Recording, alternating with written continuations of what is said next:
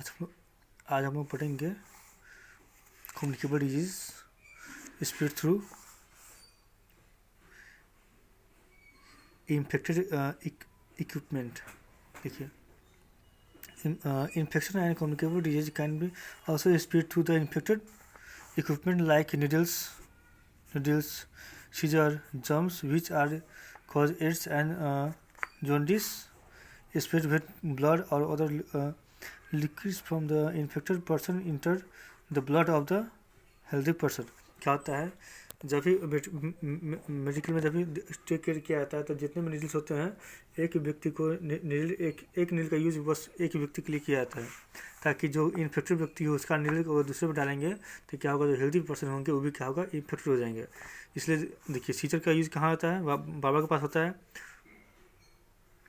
इसीलिए अभी क्या लॉकडाउन में जो है जितने भी बाबा सेंटर है सभी को बंद कर दिया गया है, ताकि एक ही सीजर का यूज़ काटते हैं फिर दूसरे बाल काटने के लिए फिर उसी का यूज़ करते हैं। इसलिए सीजर क्या करता है, इक्विपमेंट जो स्प्रेड करता है डिजीज को, इसलिए बंद कर दिया गया है।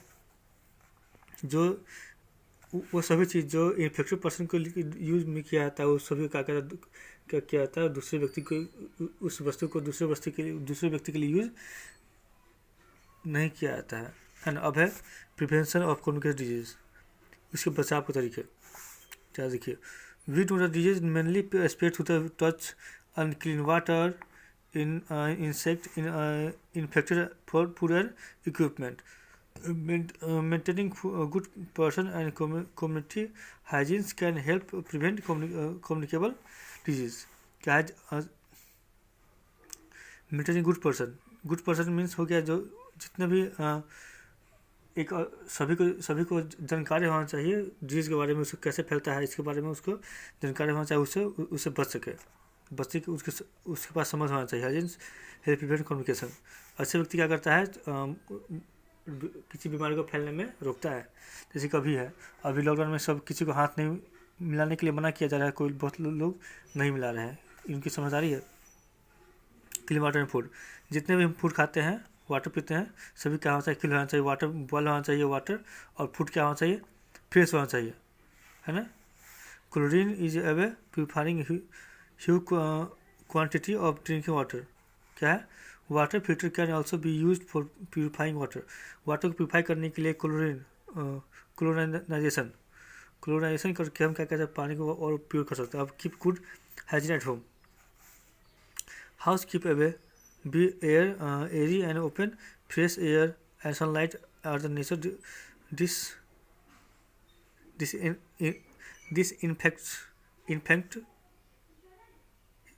disinfectant mattresses. Listen, linen and clothes should be exposed.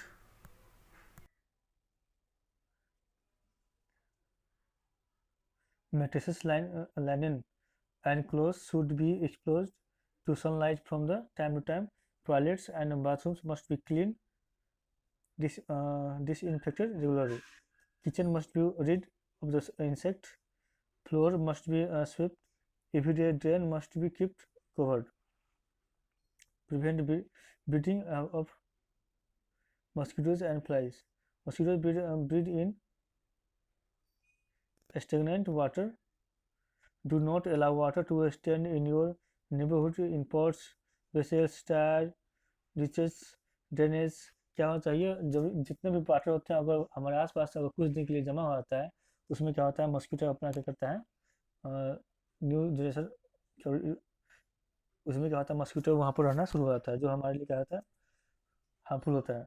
और बगल में मस्कीटो होगा तो क्या होगा, हमारे बगल में घर में आएगा और हमें इन्फेक्ट करेगा। Chlorine in still water to prevent mosquito from the laying eggs. जितनी देखिए हमारे घर के आसपास अगर कोई वाटर है, यहाँ क्या करेगा, वाटर और पुराना हो गया 4 दिन 5 दिन, इसमें क्या होगा, मस्कीटो अपना एग्स को ले करता है, एग करता है यहाँ पे छोड़ता है। इससे क्या होगा, अब एक ले करेगा, अब कुछ दिन बाद क्या उसमें से एक न्यू मस्कीटो निकलेगा। इसको रोकने के लिए क्या किया जाता है, बोला जाता है ऊपर से क्यूसिन डालिए ताकि उसका जो लेयर टूट जाए और इसके वाटर के अंदर जो लेयर होता है उसको ऑक्सीजन नहीं मिल पाएगा एक को और एक क्या होगा, डिस्ट्रॉय हो जाएगा। इसको वाटर में अगर आसपास वाटर है उसको हम नहीं फेंक सकते हैं, उसको क्यूसिन थोड़ा डाल देंगे, ठीक हो जाएगा। Flies and dirt and garbage to breed upon, do not do not do not litter.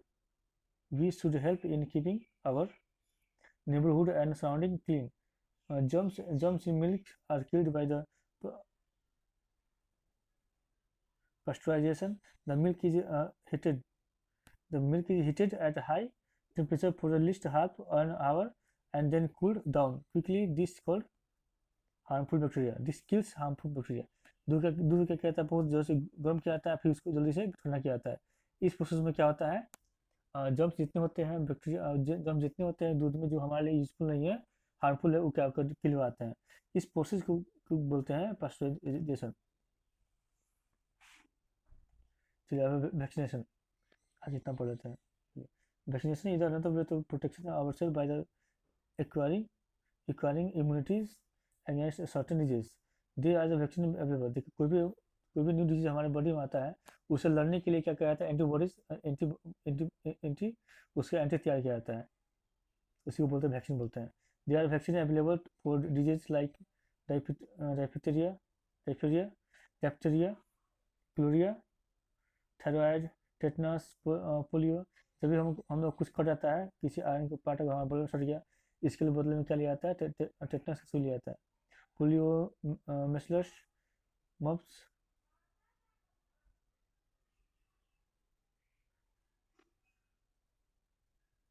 meningitis, meningitis and hepatitis. Hepatitis भी बहुत डेंजर होता है। Pulses polio is an immunization campaign established by the government of India in 1994 to eradicate polio by vaccinating vaccinating vaccine. From time to time, all children under the age of 5 are given oral polio drops against polio virus. This दो बूंद जिंदगी की, इसी का क्या है slogan है polio का, दो बूंद जिंदगी। The campaign proved successfully and indicated incidence of polio in India had decreased dramatically. We must get ourselves vaccinated as the protection against this disease. अभी कोविड-19 का जो भी क्या वैक्सीन नहीं बना है, जब इसका वैक्सीन बन जाएगा क्या होगा, ये भी क्या हो जाएगा, सभी के लिए मस्ट हो जाएगा। फिलहाल जो अभी डिजीज चल रहा है उनके लिए होगा, ठीक है। चलिए अब नेक्स्ट हम लोग इतना पढ़ लेंगे।